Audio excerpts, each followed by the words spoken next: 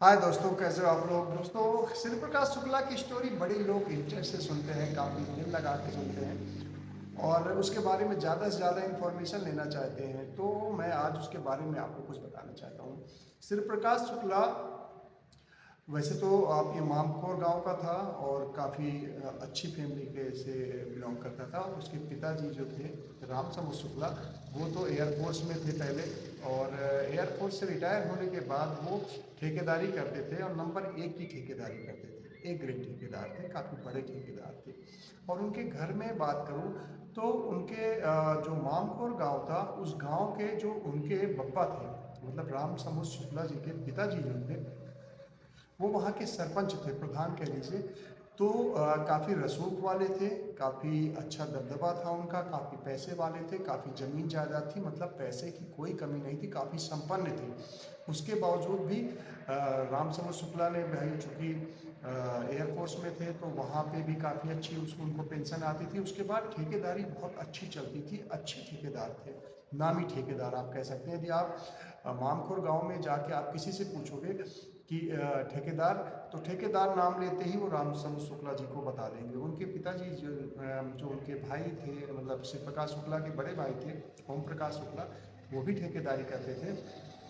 तो बहुत अच्छे घर घराने से था, काफ़ी मतलब घर संपन्न घराना था। और कई बीघों में तो उसका घर बना हुआ था, जो उनके मतलब बब्बा ने बनवाया था, जो पुश्तैनी घर था, काफ़ी कई बीघा में बना हुआ था घर। तो मतलब ज़मीन जायदाद और पैसे रुपया की तो कोई कमी ही नहीं थी। और यही वजह थी। और फिर मेन बात थी कि उनका पूरा खानदान पहलवानी करता था। मतलब पहले बब्बा पहलवानी करते थे, उसके बाद फिर ये इनके पिताजी पहलवानी करते थे, भाई लोग पहलवानी करते थे। सब लोग को पहलवानी का बचपन से मतलब शुरू से ट्रेंड ही रहा है। जब कोई से भी अपने बाप दादा को करते देखता आदमी तो नेचुरली वो उसमें इंटरेस्ट जब जुड़ जाता है। और शिव प्रकाश शुक्ला अपनी फिजिक को लेकर, फिजिक उसकी बहुत शानदार थी, बहुत पर्सनालिटी, हैंडसम बंदा था और अपनी फिजिक के ऊपर वो बहुत ध्यान रखता था। आप अंदाज़ा लगा लीजिए कि मतलब जूस पीना 8-10 गिलास जूस पीना, 8-10 गिलास दूध पीना, और ये खाने पीने का मतलब इन सब चीज़ों का बड़ा ध्यान रखता था। अपनी बॉडी को किसी भी तरह से, मतलब उसको बॉडी बनाने का शौक था, बॉडी बिल्डिंग पहलवानी भी करता था। पहलवानी तो लोकल ही किया है उसने, बाकी जब समय आया 16 साढ़े 16 साल की उम्र में तो पहला उसने कत्ल ही कर दिया था। उसके बाद जेल गया और वहाँ से आने के बाद फिर वो उसकी संगत बिगड़ी तो फिर बिगड़ती चली गई। वो अपराध की लाइन में गया तो फिर जाते ही चला गया। लेकिन जो उसकी लाइफ स्टाइल थी, लाइफ स्टाइल में उसको वो अपना मेंटेन करके रखा, मतलब बॉडी जैसा था, पर्सनालिटी जैसी थी, उसको मेंटेन रखता था बढ़िया। टी शर्ट ज़्यादा पहनता था या रेडीमेड शर्ट पहनता था, टी शर्ट वगैरह बिल्कुल स्किन टाइट और बिल्कुल फिट उसकी पहनता था। और सारे ब्रांडेड कपड़े, सारे ब्रांडेड होते थे उसके, जूता, घड़ियाँ, चश्मे तक, सब चीज़, हर चीज़ ब्रांडेड रहता था। मतलब लुक वाइज स्मार्ट था ही, वैसे नहीं कि टपोरी छाप जैसे ये क्रिमिनल्स होते हैं कि आप उनको देखोगे तो लगेगा ये ऐसा क्रिमिनल नहीं था। मतलब स्मार्ट दिखने वाला बंदा, स्मार्ट पर्सनालिटी आप कह सकते हो, बहुत स्मार्ट, क्योंकि अपनी फिजिक भी अच्छी थी उसकी। एक्सरसाइज वगैरह करता था गांव में, काफ़ी एक एक दो दो चार चार किलोमीटर, सुबह 10 किलोमीटर तक की वो दौड़ लगाता था। तो आप सोच लीजिए अपने सेहत को लेकर के कितना वो जिम्मेदार था।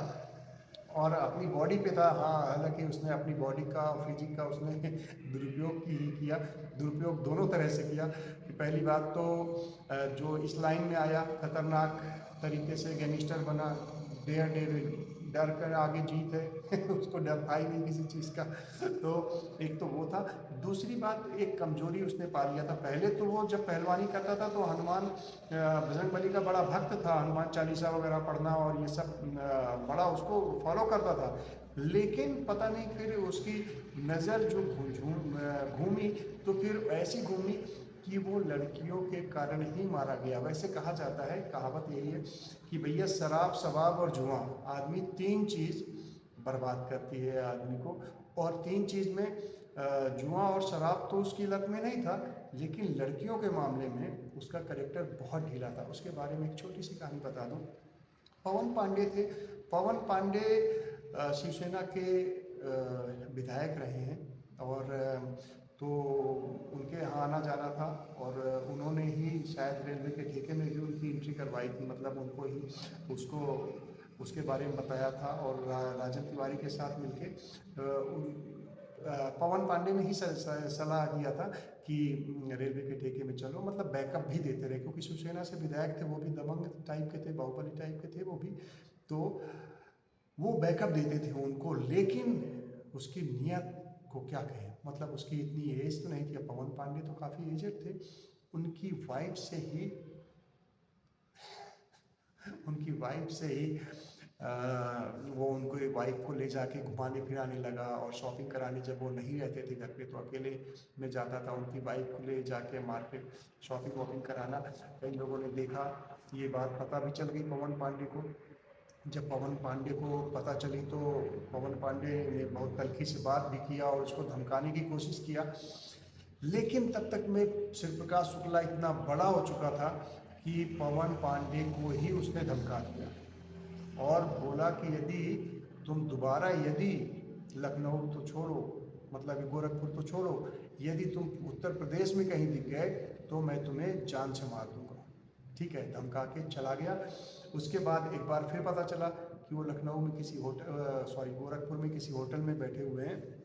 और पवन पांडे के अंदर घुस गया, होटल के अंदर घुस गया, और AK-47 का बैग जो क्रिकेट किट में लिए रहता था अक्सर, वो बैग रख दिया सामने और चैन खोल के बोला कि अभी ठोक दूँ, अभी के अभी सारी ठोक दूंगा, दोबारा नहीं लिखना। तो पवन पांडे ने कहा कि अब पवन पांडे समझ चुके थे कि भाई ये तो किसी के काबू में है नहीं, ये तो बेकाबू हो चुका है, और यदि ज़्यादा वो होगी तो ये मेरे को भी उड़ा देगा, छोड़ेगा नहीं। क्योंकि वो जब सोची कि वो पहले वीरेंद्र शाही जैसे इंसान को नहीं छोड़ा तो उनको क्या छोड़ता। तो पवन पांडे ने कहा कि भाई तुम उत्तर प्रदेश की बात कर रहे हो, तुम गोरखपुर और इसकी बात कर रहे हो, मैं पूरा उत्तर प्रदेश ही छोड़ के चला जाता हूँ। उसके बाद से पवन पांडे, क्योंकि शिवसेना के विधायक थे, फिर पवन पांडे शिफ्ट हो गए थे मुंबई, और वो अभी भी शायद मुंबई में ही रहते हैं।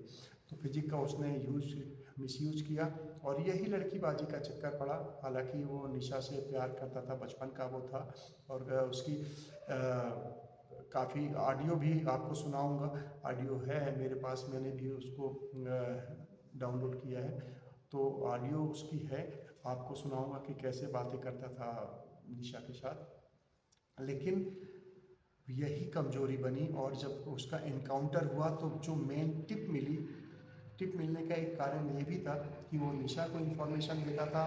भाई कॉल तो ट्रैक करते थे ये लोग, तो उनकी बातें तो सुना करते थे, क्योंकि सर्विलांस पे तो लगा ही हुआ था, इसका फ़ोन भी लगा रहता था, निशा का भी फ़ोन लगा हुआ था, निशा को पता तो था नहीं। तो उसको जब काफ़ी हद तक इन्फॉर्मेशन दे देता था, और यही वजह है कि लास्ट में काफ़ी हेल्प मिली। निशा का नंबर मिल जाने से बहुत ज़्यादा हेल्प मिली, क्योंकि वो लौट उलट पुलट के कुछ भी आता था तो इससे बात ज़रूर करता था, चाहे वो गाड़ी में चलते चलते बात करे या लैंडलाइन से बात करे, कहीं ना कहीं से करता था, पर बात ज़रूर करता था। और यही उसकी कमजोरी बनी, और यही उसके इनकाउंटर का कारण बना। तो चलिए दोस्तों, मैं सोचा कि चलो आज आपको बताऊं कि वो कैसा बंदा था और कैसी पर्सनालिटी थी उसकी, और कैसा वो बन ठन के बिल्कुल मेंटेन रहा करता था, लाइक ए हीरो वो रहना पसंद करता था। चलते हैं दोस्तों, फिर मिलेंगे दोस्तों। वीडियो पसंद आएगी तो वीडियो को लाइक कर लीजिएगा, चैनल को सब्सक्राइब कर लीजिएगा। मैं श्री प्रकाश शुक्ला पे कंप्लीट रिसर्च कर रहा हूँ और उससे रिलेटेड पूरी इन्फॉर्मेशन ला रहा हूँ। अभी तक 7 वीडियो आ चुकी हैं, ये मेरी आठवीं वीडियो होने वाली है। उसके बाद उसके करीब 86 मर्डर किए हैं उसने, तो उसकी सारी कहानियाँ बहुत ज़्यादा हैं उसकी, और वो सारी स्टोरियाँ जो सच्चाई बिल्कुल सच है, क्योंकि कई लोग के अपने अपने अलग अलग दावे हैं, अलग अलग बातें हैं, लेकिन उनमें से जो बिल्कुल सच और के करीब बिल्कुल फैक्ट स्टोरी है, वो मैं रिसर्च करके ला रहा हूँ, तो वो ज़रूर सुनिएगा, मिस मत करिएगा। चलते दोस्तों, फिर मिलेंगे, बाय दोस्तों, राधे राधे।